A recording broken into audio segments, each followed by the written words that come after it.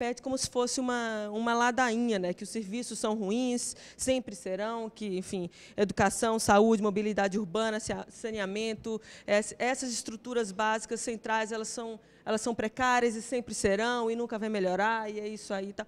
E que é, na verdade, eu acho que é destruindo essa ideia de que a gente vai poder ter essas instituições e esses serviços estruturais básicos, enfim, destruindo essa ideia de que é possível ter esses serviços, é que a gente vai abrindo espaço mesmo para que outros interesses, sobretudo os interesses do capital, tomem conta mesmo. Assim. Então, eu acho que a gente sempre teve instituições culturais enfraquecidas e eu acho que é muito notório como, sobretudo nas últimas décadas, essas instituições foram muito sucateadas, assim, e aí substituindo e ocupando um pouco esse lugar, tem todas as instituições com nomes de bancos enfim, tem o mercado, né, fazendo o papel não só do patrocinador, mas também da contrapartida cultural, da contrapartida educativa, enfim, esses ambientes vão sendo preenchidos porque essas estruturas fundamentais foram sendo muito enfraquecidas, assim, a gente vinha conversando mesmo, Hildo me contava, enfim, das histórias, das infinitas, né, das recorrentes histórias de tentativas de expulsão da comunidade do coque. Ele fala que, enfim, a gente discutiu uma estratégia muito comum que é, enfim, incendiar, né, toca fogo.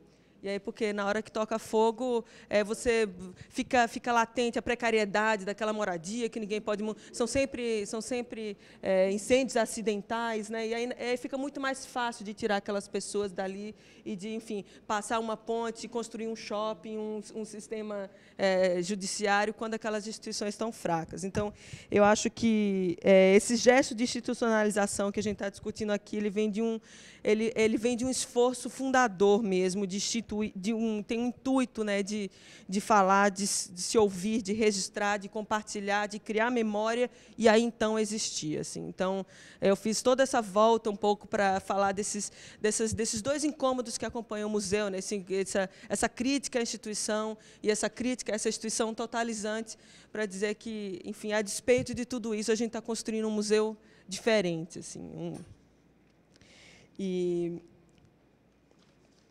E agora eu queria, enfim, passar para um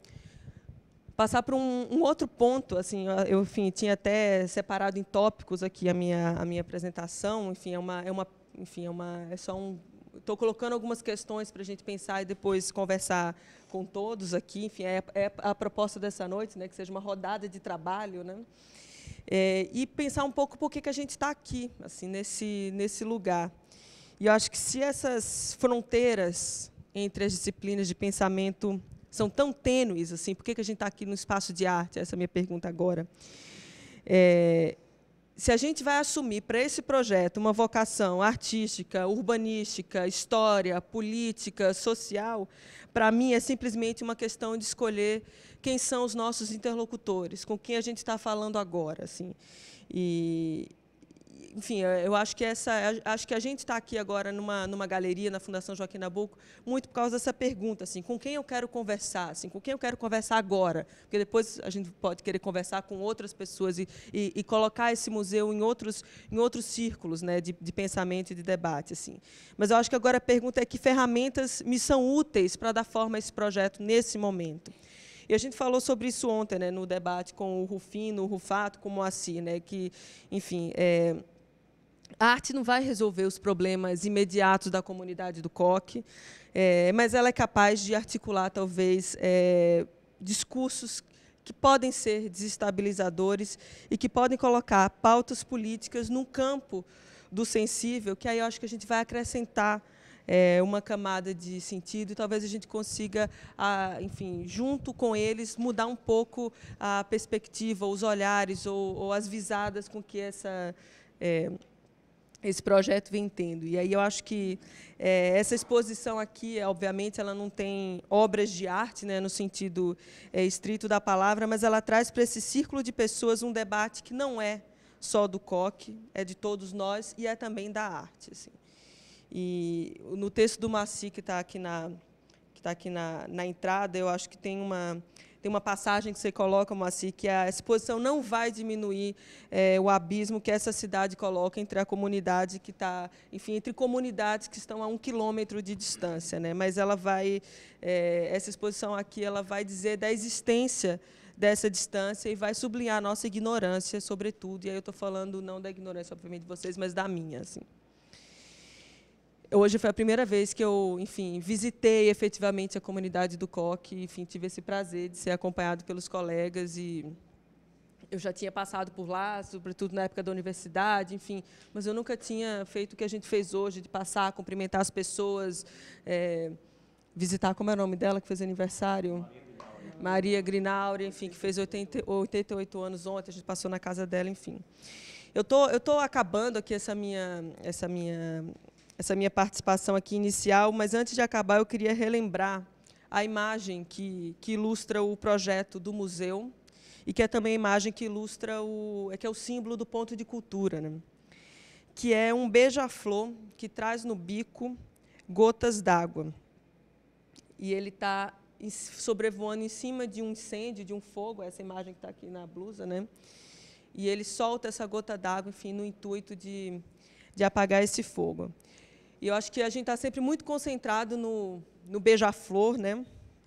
E eu acho maravilhoso como, nessa representação, um pássaro que é tão pequeno, que é tão frágil, ele está em primeiro plano, né? Ele tem uma escala grandiosa, ele aparece de maneira robusta, contundente, né?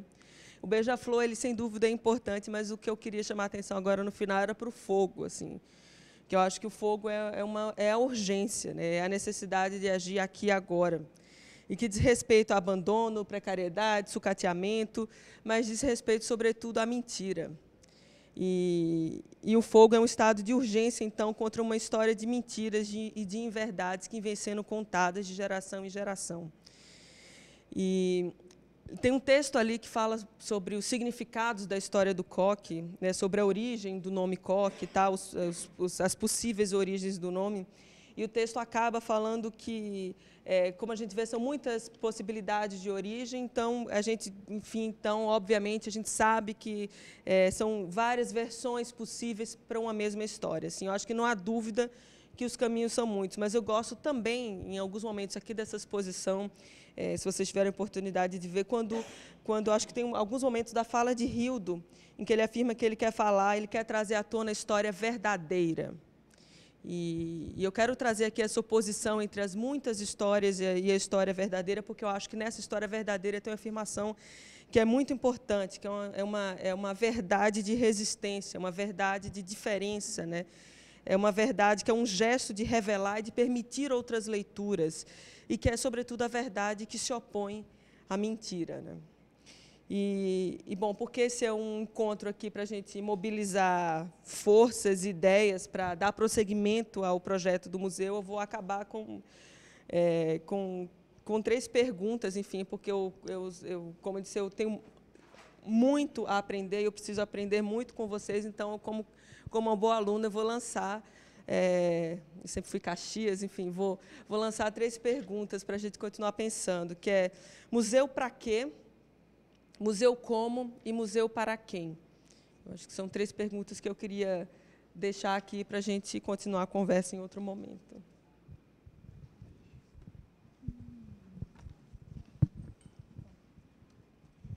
Eu vou tentar manter o microfone.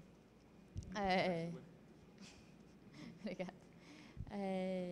Boa noite para todo mundo.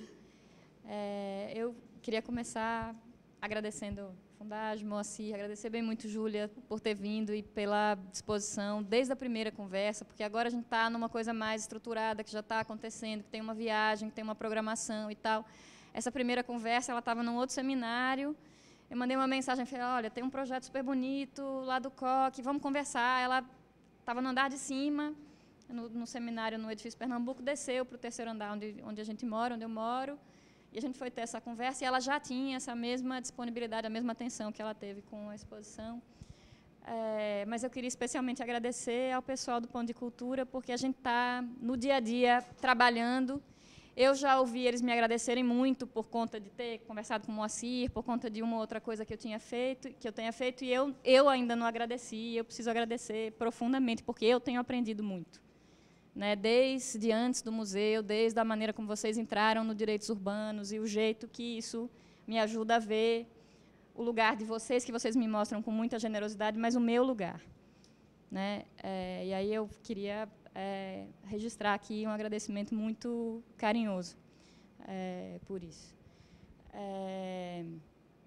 E aí, depois do agradecimento, em função do que está acontecendo aqui hoje, eu acho que uma das coisas que é importante falar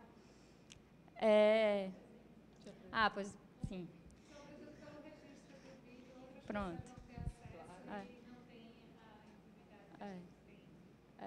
Intimidade é outra coisa da qual dá para a gente falar a partir daqui, mas, enfim. Meu nome é Cristina, eu sou arquiteta. Eu participo do Grupo Direitos Urbanos há 2 anos, eu acho, desde que ele começou. Foi assim que eu conheci o pessoal do Ponto de Cultura, que se anexou à resistência ao projeto Novo Recife. Em função da minha participação nos Direitos Urbanos, eles foram aos pouquinhos me apresentando o projeto em função precisava. A primeira conversa foi porque eles estavam precisando fazer camisetas para distribuir para os contadores de história que estavam sendo filmados. E aí acharam que o Direitos Urbanos poderia ser um canal e vieram falar com a gente para ver o que dava para ser feito. E aí, a partir disso, gotinha por gotinha, do Beija-Flor, o projeto foi se apresentando e eu fui me envolvendo muito com ele. E tenho feito, ultimamente, um trabalho, uma rotina, mais do que um trabalho, de interlocução com eles e de aproximação de outras pessoas. Eu tenho sido um ponto de contato do museu com uma série de outras pessoas e outras situações. E aí, nessa rotina, eu tenho frequentado muito o COC. E aí, eu acho que é isso. Uma das coisas importantes para a gente falar, eu acho que pode ser da hospedagem, porque é isso. O jeito como eu tenho sido, nessa rotina, recebida no COC, tem sido um jeito muito generoso.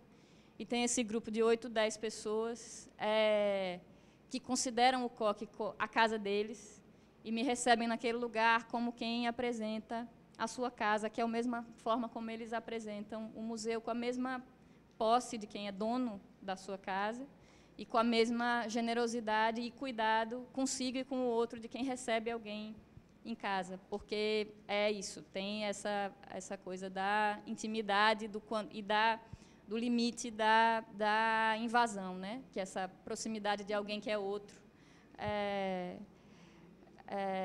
arrisca.